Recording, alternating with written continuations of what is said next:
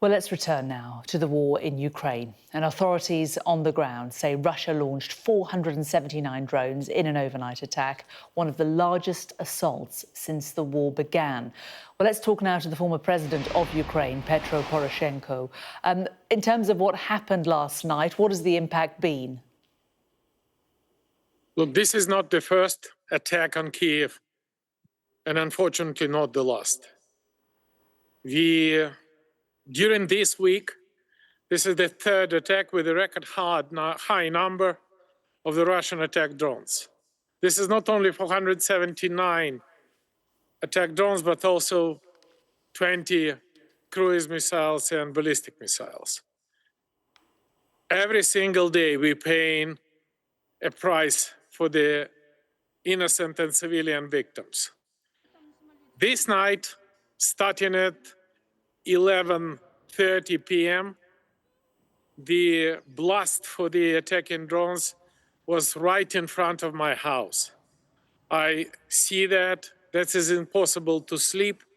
And this is, we do not have any fear. We do not afraid, because 3 years of the constant Russian bombing is a disaster, but they are not breaking our will for love Ukraine, for support Ukraine, and Ukraine will definitely survive, and we will do our best. But you cannot find out any nation in the world who wants peace more than we Ukrainians. And how we can bring the peace? Only with the united efforts of the whole world, only with the united efforts of the Ukrainian armed forces.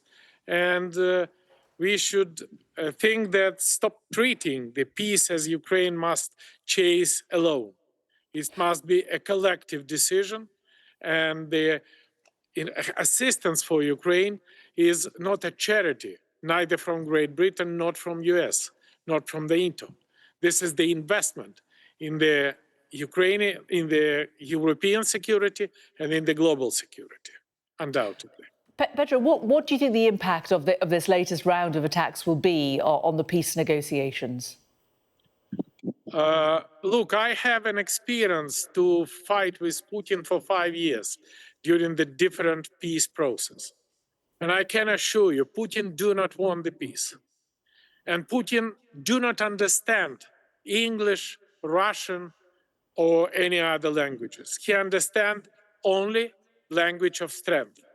And the only chance for peace is when we will be united, when we will be strong, and we will support and make stronger Ukrainian armed forces. And we definitely put very big hopes on the G7 summit, which should happen in next week. And we waiting for the very powerful message to Putin. And this message is connected with what President Trump called as a plan B. So we should fix the exact date when the whole world demand from Putin stop of the war, ceasefire. And when Putin do not meet the demand for the whole civilized world, it should be plan B. Plan B means 3 pieces. Point number 1, this is if Putin do not make a ceasefire, unlimited number of weapons for the Ukrainian armed forces, with a longer range missile, with the air defense missile, with the effective radio electronic warfare system, which can continue the success of Ukrainian armed forces, which demonstrate in the operation of the Spiderweb, when we destroy 30% of the Russian strategic air force. Point number 2, that should be financial support of Ukraine. And point number 3, this is the sanction from the help, because we should cut the Putin ability to finance the war. We should motivate for the whole world to stop buying Russian export. And definitely, I know what I'm talking about, that on this peace negotiation, after introduction to Plan B, on the table of negotiation should be not only Ukraine, but also United States, also Great Britain, also European Union, and representative of NATO. This is the message which Putin definitely should hear. Message of strength. But in terms of message of strength, in terms of weaponry, Ukraine has already had weaponry from the West. It has already had financial support from the West. It has already had sanctions on Russia from the West. And none of these things have stopped Putin. What makes you think that more of them will make a difference? Because, just 2 words, this is not enough. Because if you compare Ukrainian military budget and Russian military budget, the difference is 20 times. If you compare that Russia completely switched their economy on the military rail, but neither Europe nor United States don't do the same. Only North Korea supplied to Russia 3 times more artillery shell than the whole NATO for the whole 3 years of the wild-scale war. This is the difference.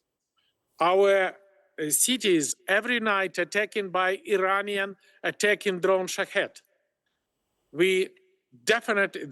Iran supplied significantly more than all our partners. And this means that we should deliver the promises. If we promise to deliver 5,000 artillery shells, they should be here.